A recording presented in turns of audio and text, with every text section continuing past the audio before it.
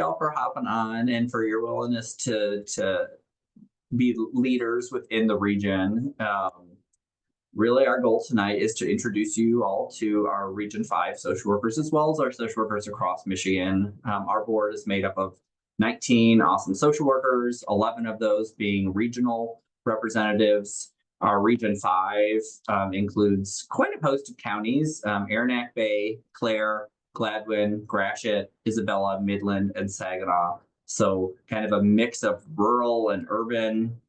We've got a couple of schools of social work mixed in there, and it's been a pretty active region in a lot of ways, both in the political sense in Michigan.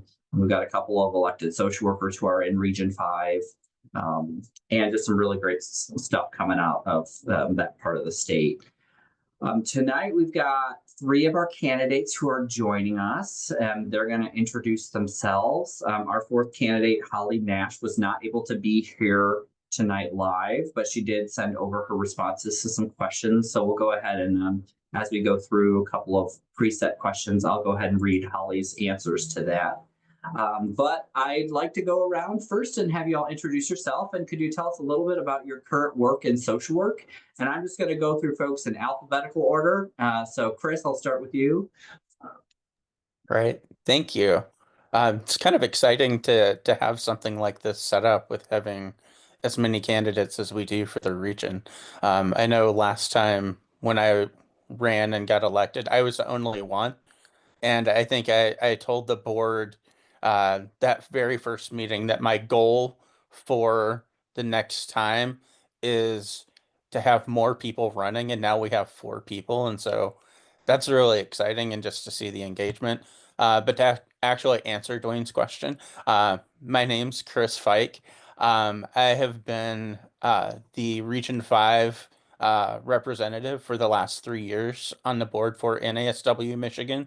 I currently work as a home-based therapist in Genesee County at a local nonprofit there, and also work as a clinical social worker at a private practice in Bay City. In terms of kind of connection to the region, my wife and I moved here from Arizona in 2015, and I have lived in the region for the entirety of the last 10 years. So living in Bay City and Saginaw. All of my work has been regional, working in multiple private practice settings, from Saginaw to Bay City to Midland. I also worked as a therapist at a nonprofit in Isabella County, and that work was really cool because it sent me all over the region. So I had families I worked with in Gladwin County, Clare County, Gratiot County, Aranac County. And so I kind of have covered the region with my work. I also, the reason I moved up here was to work as a tenure track faculty at SVSU. So having connection to students and so many of the young professionals in the region now. And it's really exciting to go into different spaces and run into uh, former students. And it's really exciting to see the leadership positions that they've been able to take on and the careers that they've been able to develop. Thanks, Chris. Jason. Yeah, so my name is Jason Jaime. I use he, him pronouns. And I've been in Region 5 for my whole life. I'm a Saginaw kid, born and raised.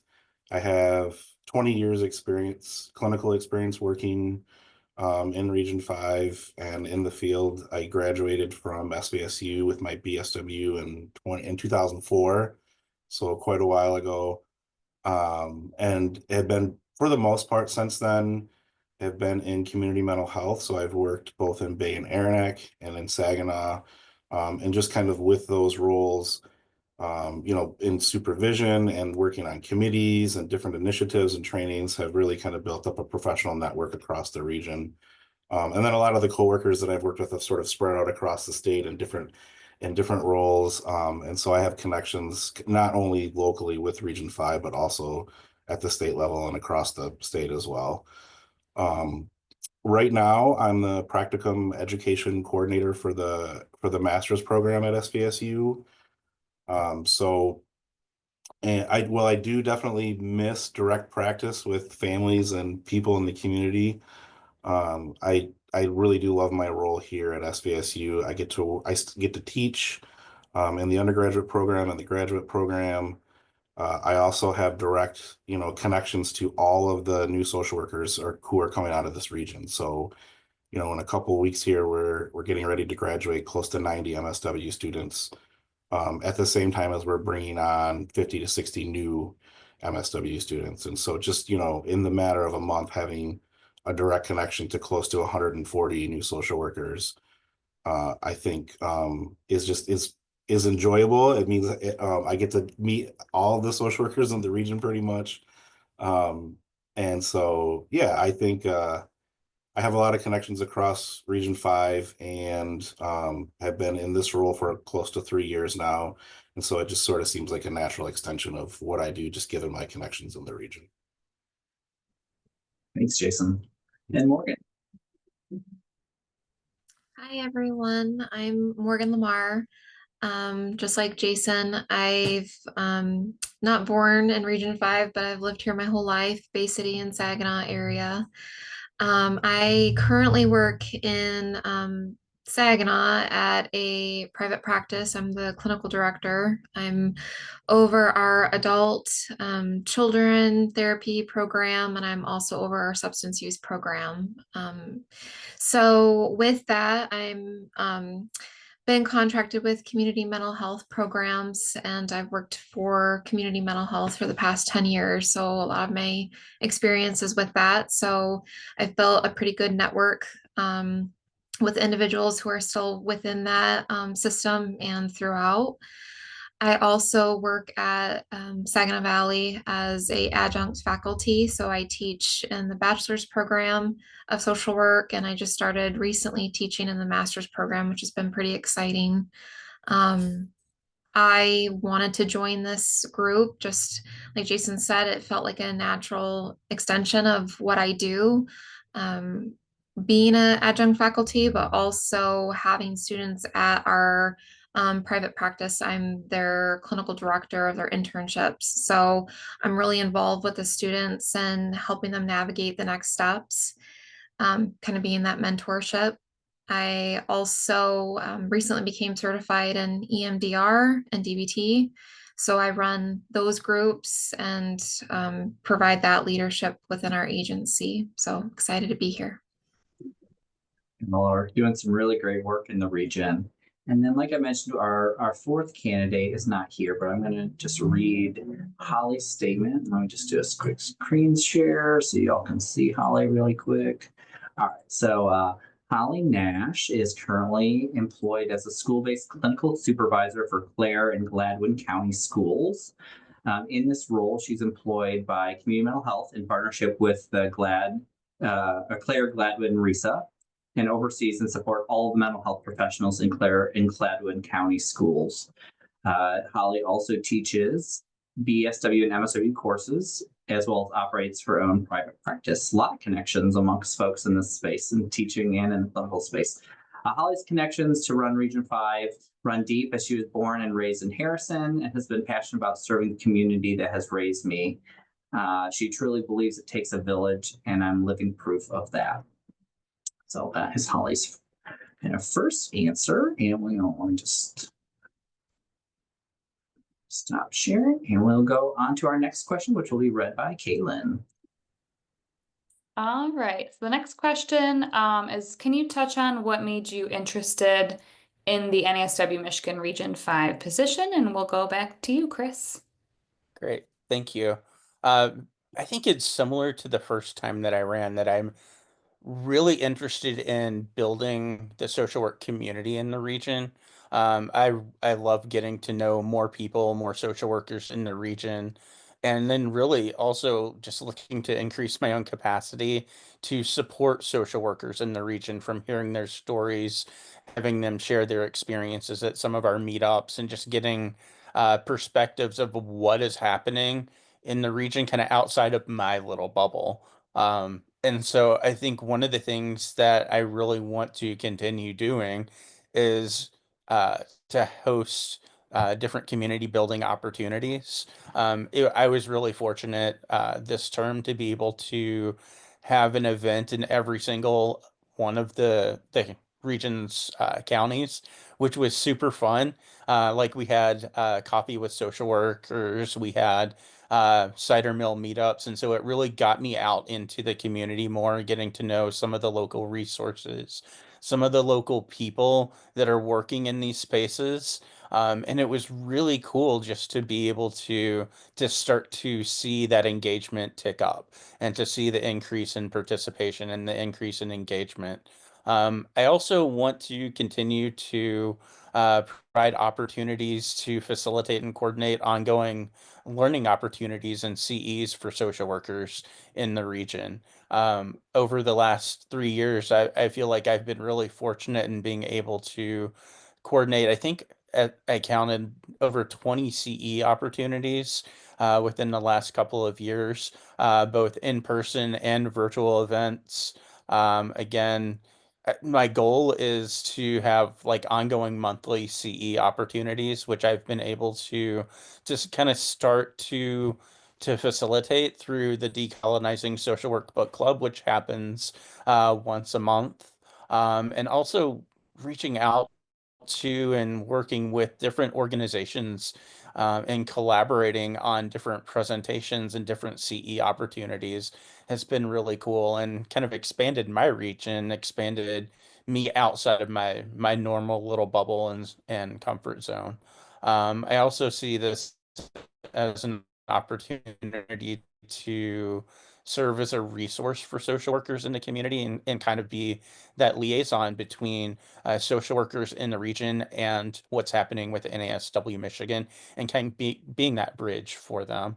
I also like I'm a big advocate, activist type of person, and I feel this position is an opportunity to take on some of to kind of wear that advocacy hat a little bit more intentionally, and helping to craft responses to crisis moments, to network with other social workers from across the state, and to champion the necessary professional modernization movement that we have going here in Michigan. So I think continuing to do that kind of work is really important, and it's something that I hope to continue to have the opportunity to do.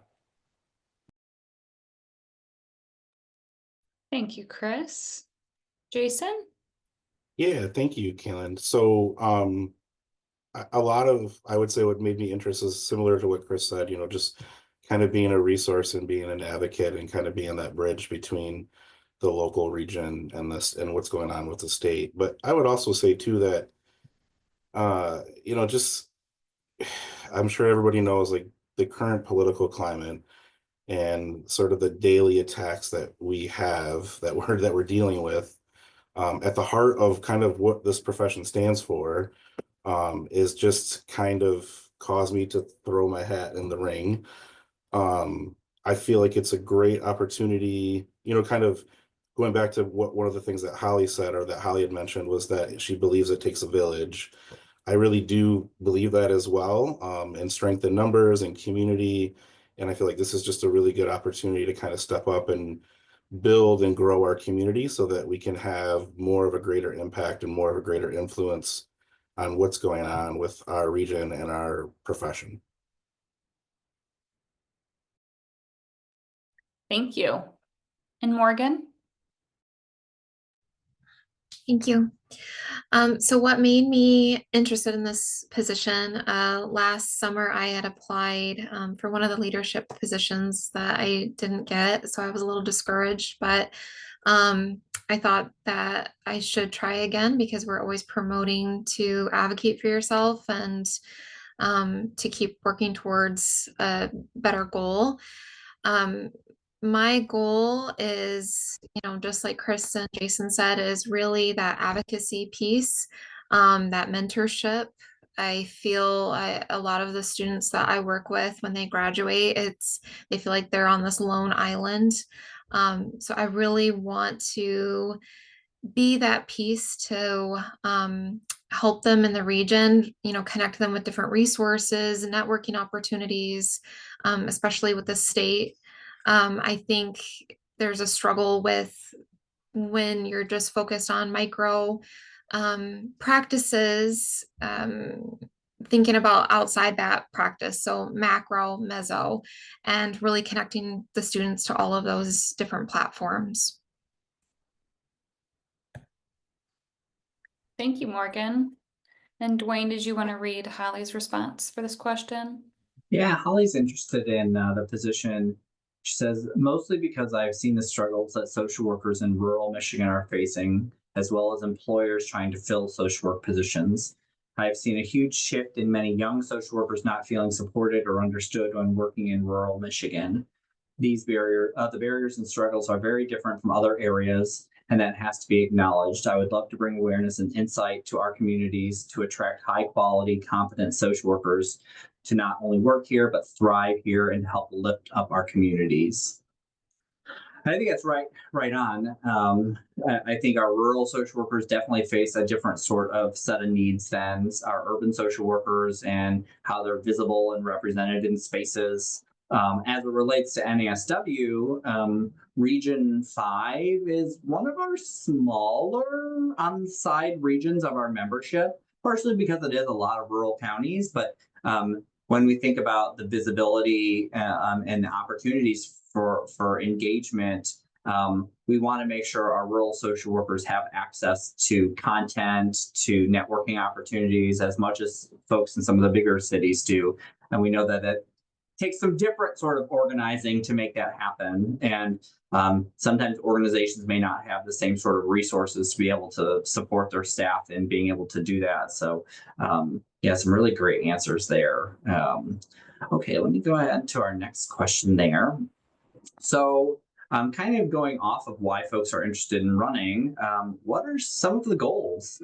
Chris, as the current region rep, I'm curious what your answer is to this and if it's different at all from when you first started on the board.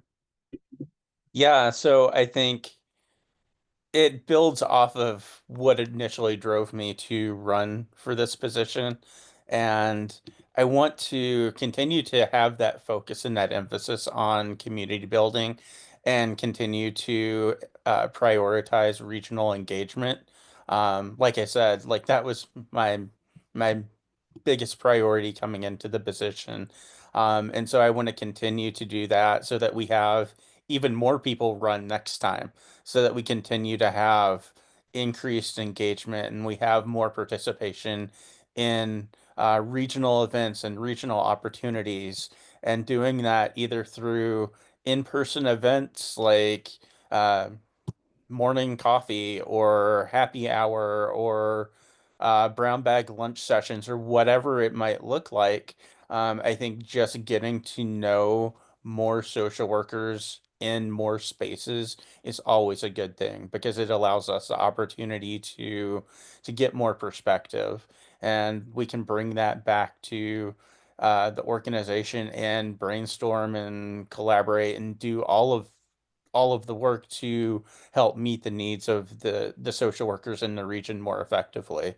I also want to continue to provide continuing education opportunities for social workers in the region, because I know that's something that's important and can be hard to come by, free and discounted CE opportunities. And so I love that we've extended the Decolonizing Social Work Book Club through the end of the year. So, one CE per month opportunity there is awesome. And we've got a couple of really cool, I think, events coming up. We have one in May and another in June. So, more opportunities for CEs there. Again, kind of going back to kind of the first priority with the networking and the engagement, like wanting to get more perspective on what are the issues that are important to the regional social workers so that we can focus our trainings and our educational opportunities more directly on what the region's looking for. Um, I'm also one of the things that I didn't really have the opportunity to do as much of as I had intended was to have more intentional engagement with regional colleges and universities. So that's why I think it's really cool that Jason and Morgan are here and are representing SVSU and that kind of connection. I think that's fantastic. I had the opportunity to meet with CMU seniors a couple of weeks ago, and just being out in that space and being able to develop connections with faculty, with more of the field liaison stuff. Like, I remember doing all of that when I was at SVSU, and it was one of the most fun parts of my job, is getting to network not only with the students but with the organizations that are hosting the students. And so being able to maybe tap into that more intentionally could be an additional goal I'd like to explore if I'm reelected. Yeah, awesome. Jason, what kind of goals were you thinking of running for this position? So I think Chris has done a really good job with sort of creating opportunities and activities and events for the region for members just to engage and get connected and to learn. So one of my goals, if I'm elected, would be to hopefully continue that, maybe engage with Chris to see if he's willing to continue that kind of those activities. But I also think too, kind of secondarily to that is, and I think Chris kind of touched on this a little bit too, I would really like to poll to gather data from all of the members in the region, and ask, what do they need from their perspective? And then again, similar to what Chris was saying, just kind of try to be intentional about some of the opportunities and the activities and the planning, just from the data that's collected and distilled down. Other than that, other than the networking, community building, being intentional with activities and engaging, I would say, just from my own personal perspective, one of my goals would be to try to increase supervision supports or support for supervisors, just from my own personal experience from being a therapist for years, and then all of a sudden, hey, you would make a really good supervisor. Well, I never had any supervisor training in school. I was in a clinical track, and so I struggled with that transition. Eventually I was able to get my feet under me, but I see that in a lot of new supervisors, and I also see that with our students. And I think with the licensure stuff that's going on, it's going to become more prevalent, where people are seeking out supervision. And so I think not just for new supervisors, but ongoing supervision and support, and not just for micro either, but for as much macro and meso as we can. That would personally be one of my goals. Well, and not to give a spoiler alert, but supervision is definitely on one of our priorities as an organization to be researching. We just have a survey out actually right now for folks who are offering supervision, and we know as it relates to all of the licensing potential changes, that we are somewhat of an outlier of the state, that we don't have any sort of really requirements for supervision. And when we see ethical violations come through at the state level, a lot of it is because folks don't have peer consultation, they don't have adequate supervision, or they're isolated and not having folks that they can rally ideas or cases off of. So I think kind of going into all of your ideas about networking and connections and education, all of those are ways to support each other. Morgan, what are your goals for the region? So this is kind of the hard part of going last. Chris and Jason have wonderful goals, and I think that we all align the same things that we're wanting. Touching on that, I think I would want to see more networking opportunities, being intentional with those. I think obviously time and energy needs to be put into it. Different times needs to be available, such as morning, afternoon, evenings, because I think we all have different schedules. So I think it's harder for a lot of us to attend some of those opportunities, especially if our agencies and where we work aren't willing to have us join those during work hours. So maybe more availability in hours. The other thing that I would really like, and I know that you've all touched on supervision, I would really like to see maybe a mentorship program, having, social workers who have so much experience and years of experience being paired with a younger, or not even younger, someone who's fresh out of school. because I think the NASW does a great job with that supervision directory. I think that's awesome. The concern that I hear from a lot of social workers is paying the cost of NASW. So that's another goal to work on. But also if the supervisors are looking at is asking for a certain fee that they can't afford. And I know a lot of them are flexible with that fee, but I think maybe having a separate program that's not just for supervision, but just that mentorship of being there with them. That's something that's not required, but something that they would be interested in. So those are my goals. Yeah, great idea. And I think mentoring I hear come up pretty regularly on the national level as well as a need. And so whether that's peer consultations, formal supervision, that same sort of, we need to build a social work community and have, we've got a lot of experienced social workers right now in the profession, a lot of retired folks also that want to give back. And I think mentoring can be a really great space, especially with about 6,500 students in our programs currently at in Michigan. Hollie answered this question, and she said some of her goals. She wants to ensure that social workers in our communities feel connected and supported, similar to a lot of the group. I'd love to continue to build a network that they feel safe and supported in.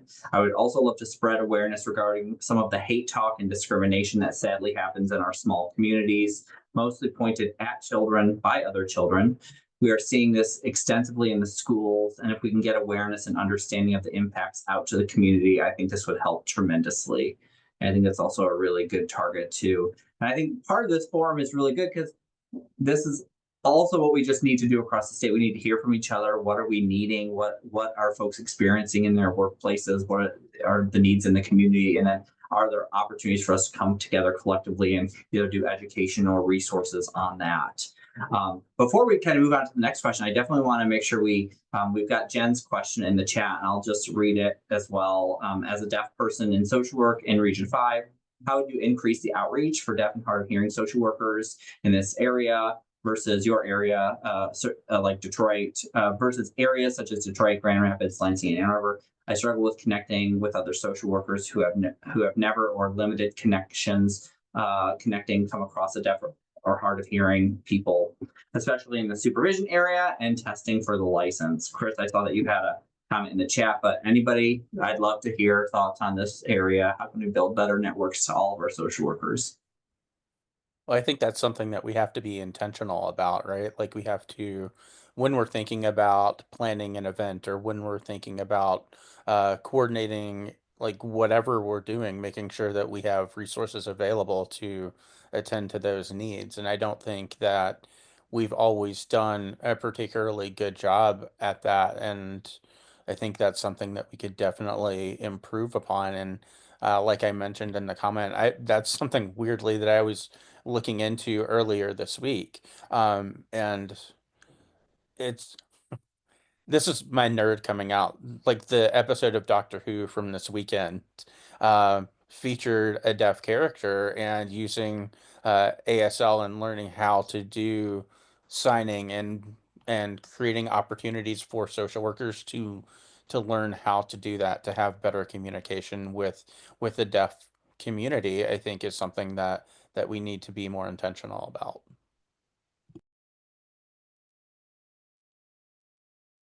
I don't want to cut in front of you, Morgan, if you have something to say, I know. I would just say like two things. One, just kind of similar to what Chris said, is that we need to be thinking about that and making sure that we're providing accommodations to anybody and a part of our community who needs accommodations or who needs support. The other thing I would say is maybe we need to create a space, not just so that we can have inclusive events, but maybe there can be an exclusive space for social workers who are deaf, hard of hearing to connect to, to talk about their own and learn about their own challenges, just coming from someone who wouldn't know anything about some of those challenges.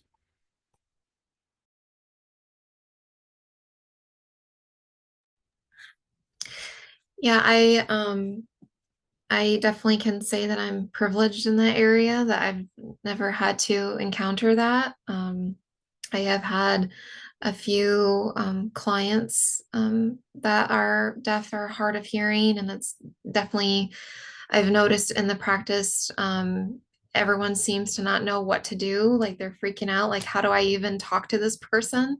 So I definitely think there needs to be more awareness and more accommodations and accessibility. So that's definitely something that I don't think that we necessarily think about. And Jen, I'm sorry, I don't truly have an answer. It'd be something that I would have to look more into because again, I come from a very privileged state that I don't have to think about those things. So um, definitely just even that question opened my eyes to think about that.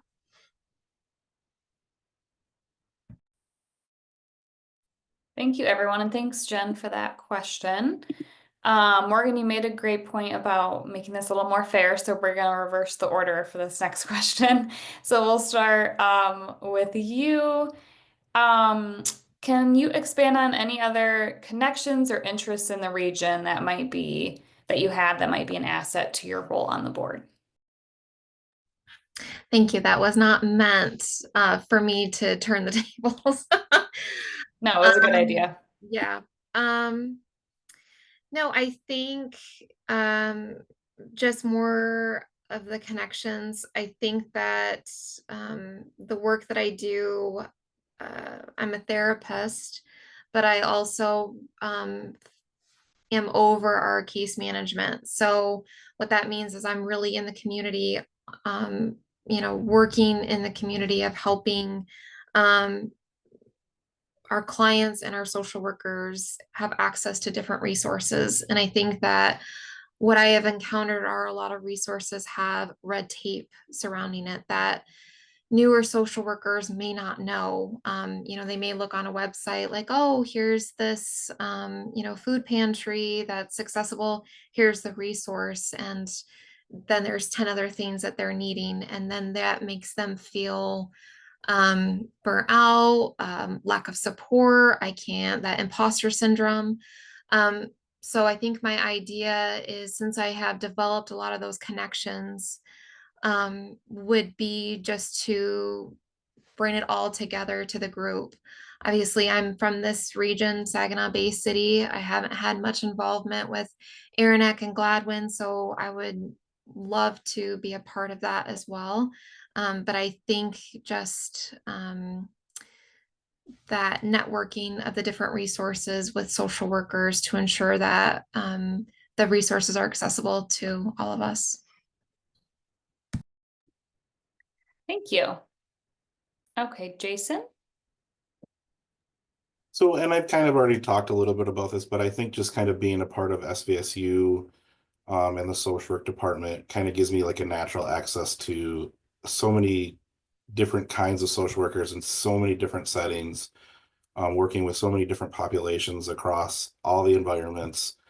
And just I'm in regular contact with them.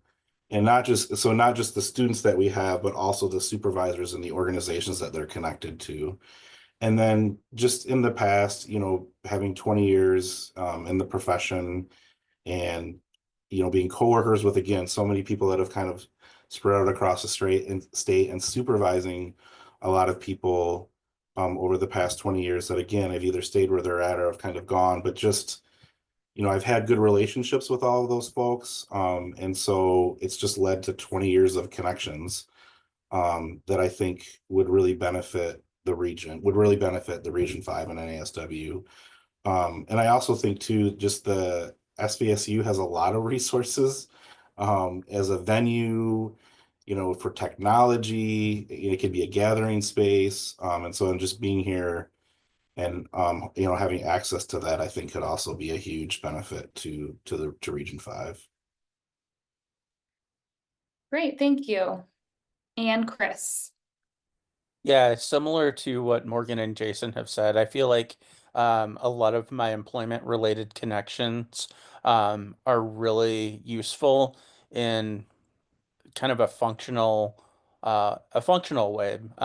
Specifically, I'm thinking about when I worked as a multisystemic therapist in Isabella and Gladwin and Clare and Gratiot counties. Like they all have very different systems that families have to navigate, whether that's the judicial system or working with law enforcement. Like all of those structures are very different. And so having the opportunity to have some connections within each of those systems, I think is important because it can help not only us as social workers know how to navigate the systems, but it can also we can connect our families to those resources as well, right? And help them know how to navigate particular systems that they may be struggling with, whether that's like child welfare, legal system, whatever it might be.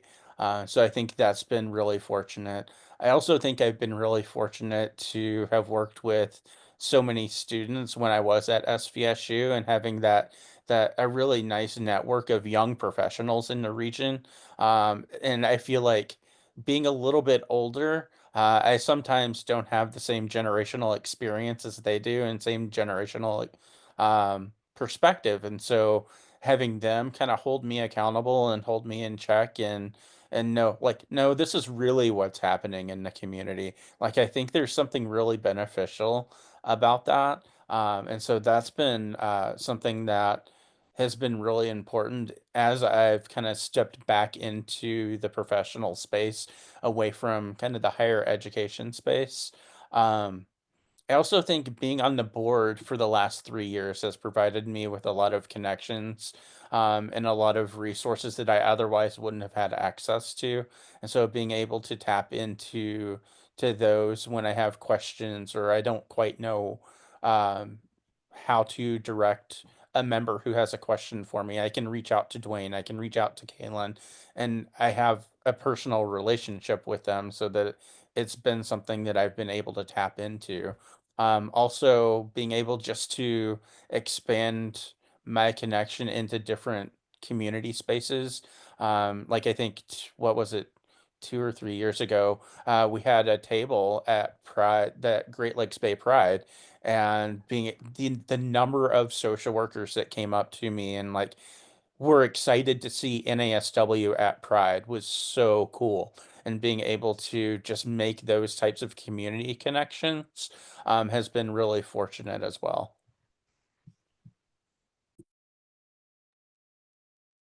Thanks, Chris.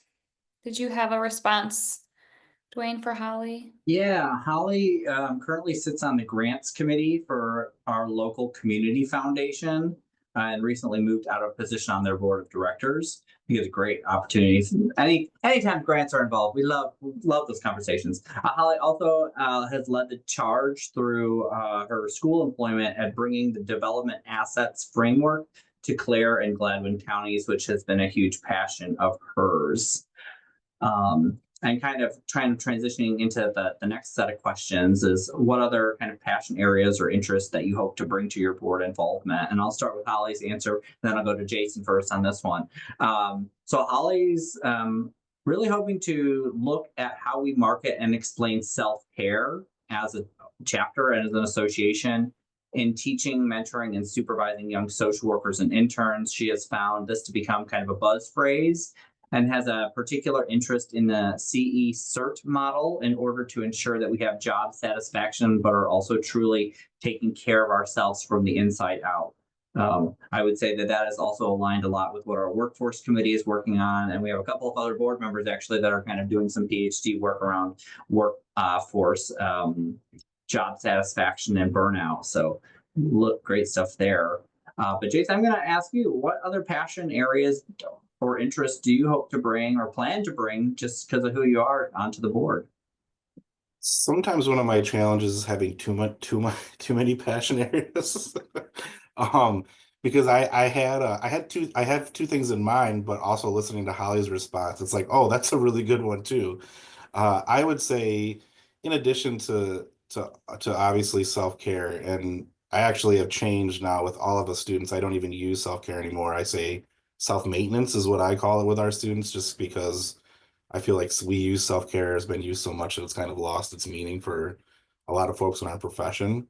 But I would say two other main areas are, one is research. And so kind of stemming back to a couple NASW like annual conferences ago in the state when we had Dr. Lauren Nielsen present on Future Social Work Lab.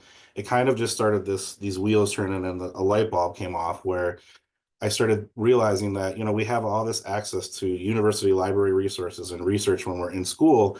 When we graduate, it gets very quickly taken away from us, and we don't have access to up to date, new peer-reviewed research while we're practicing out in the field. And I think that's just kind of sad. And so I would hopefully like to try to do something about that. I don't know if I could ever accomplish that, but somehow gaining access to peer-reviewed research for folks who are actively practicing, I think would be a really big passion of mine. The other thing is I meet with so many students who come to our program who say, I was in psychology, or I was in criminal justice, or I was in nursing, I wanted to help. And I realized, like, once I got deep into it, that social work was really, that all those other areas weren't where my heart lied. It was with social work. A lot of people don't realize that like 75% of the therapy provided in the United States is done by licensed clinical social workers. And so one of my ideas is to start early with students, so maybe even like middle school or high school level, where we're having conversations about what social work is, and all the different areas and the different ways you can use the degrees. And I think hopefully we'll end up with students who don't come to us saying, I wish, I started off in psychology and I found my home with social work. I just want people to find their home right from the beginning. And so that's another one of my passion areas. Yeah, really, really great, Jason. And I'll say, maybe this will be a good education moment for everybody. As an NASW member, everyone gets access to a scholarly journal database as members. And so, but that's like a thing a lot of people don't know about, because there's like a million side benefits that exist that it's really hard to market all those specific things. But you're right, a lot of professionals don't even know that you have access to all of these journals and research databases as a professional that you really could use throughout your career. And maybe that's something we as a chapter could spend some marketing on, and really focus on some of those things that we think would be key resources across our state. So yeah, I appreciate you bringing that up, because it's something that even we don't talk about that much unless we're in some kind of a specific scenario. So yeah, that's great. Morgan. I would say, and this is just kind of me freeballing, so I don't know how this could happen. I think one of my goals would be related to more training opportunities. So if you want to be certified or learn a specific modality, there's all these steps and it costs so much money, and there's all the supervision that's involved, which is great. But I don't think that it's accessible for all. So for example, for me to be EMDR trained, the training itself, basic training, was about $2,000. For me to become certified, that was another $2,000-$3,000. And if I want to become a consultant, that's another couple grand. And just to say that I'm trained and I'm certified in EMDR, which is wonderful. And I'm thankful that I'm in the I have that privilege that I'm able to afford that, but not many people are. And I want to create a space where maybe when they're graduating, their interests, they're aligned with that. Maybe it's someone who is certified that can assist, for lower cost or free of charge, so that when they are put in these positions and they start their first day, hey, here's 60 clients and they've never done therapy before. Like, more support around that.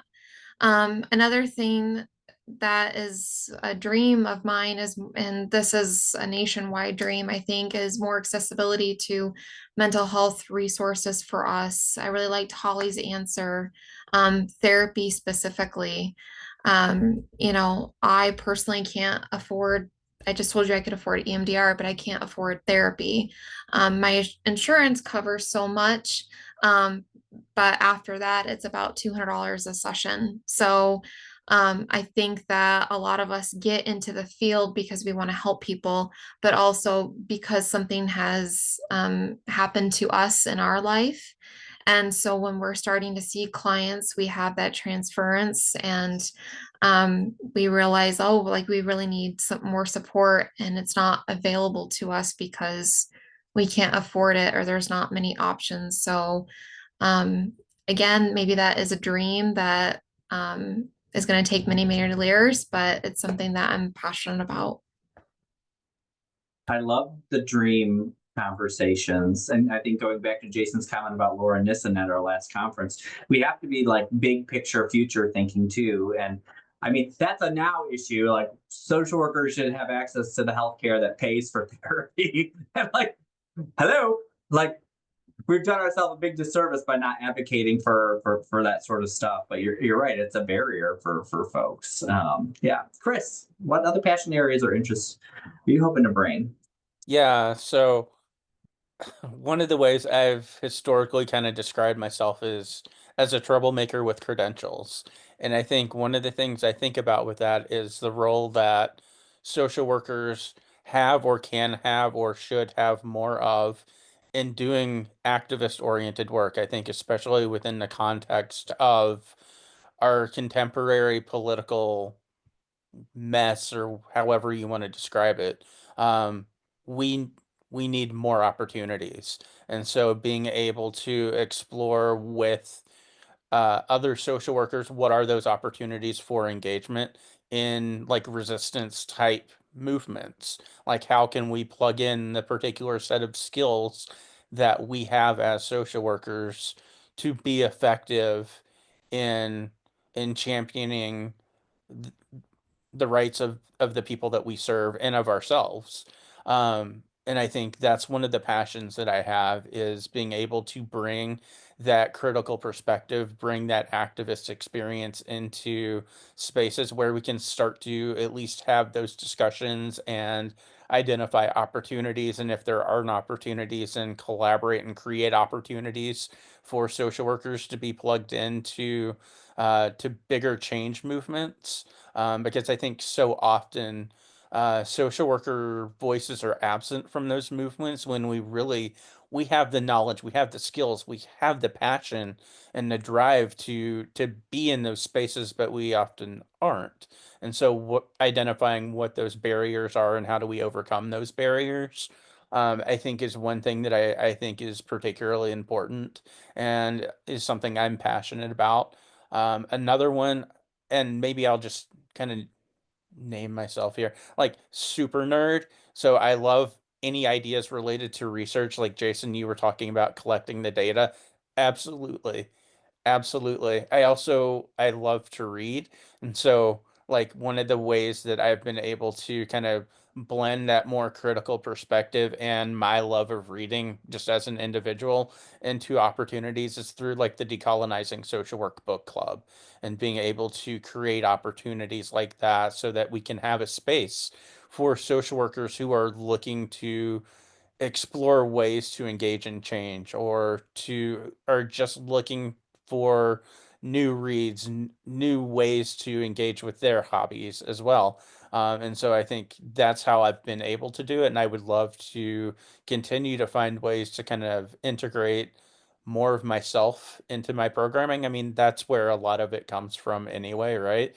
Like I have my own curiosities, I have my own things, but also getting more perspective from what others in the region, like what are their interests, not just like professionally, but like just personally too. Like what are people into? What are people wanting more of? How can we integrate those things that we love into the work that we do, and really work to find meaning? All right. Thank you so much, everyone, for your thoughtful responses to those questions. We're kind of at 6:52, so it's kind of time for just any closing statements, thoughts, anything else you want to add, um, anything else you want the social work community to know about you. So feel free to unmute if you have anything else you want to add. I'll just go really quickly. I just think we have a really great slate of candidates, and so no matter who wins, I think the region will be in really good hands. And you know, if I don't end up winning, I will be happy for whoever does, and I also just want to offer my support, and so whatever way I can help, I'm here to help. I would echo that too. Like, I feel like it's really exciting to have a forum like this where we actually get to meet each other and to hear the ideas and to hear about what drew us to doing this, because now I want to work with everybody, right? In some capacity, like let's collaborate, right? And so I think that that's really what it's about. Like, no matter who wins, there are really great networking opportunities that we've created just from having this meeting, right? And so I really look forward to working with whoever wins, in whatever capacity. I mean, as the current representative, I'm happy to share any and all of what I have. So.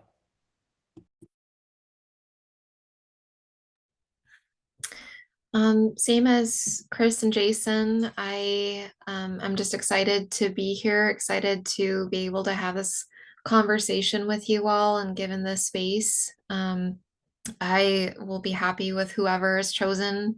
I'm blown away by some of the responses, and I just think that whoever gets it, again, like Jason said, will be in a great position. Just continuing that building support of all social workers and the advocacy. So Well, I want to thank you all for running. It takes something to actually put your name in the hat, right? It is not an easy thing to throw your name in front of your colleagues, many of them who you don't know, right? And so I just want to thank you all for your leadership and your willingness to step forward. Elections open tomorrow, so they will be open for almost 3 weeks. So, you know, anybody who's an active member has currently up to date on their dues is open to vote during that election. The ballots would be emailed out 3 times, once per week that the election is open, with our new candidates starting their term July 1. But I know the 3 of you on here will see around in many capacities, regardless of how the election goes. But again, thank you for your willingness to do this. This is our first time we've had a regional one of these before an election, and I think this is a good model to give folks an opportunity to hear from their folks, to highlight you all and the amazing things you all said you're doing and have done in your careers already. So with that, we'll just wrap up a little early tonight, and good luck in your elections, everybody. Thank you, Thanks, everyone.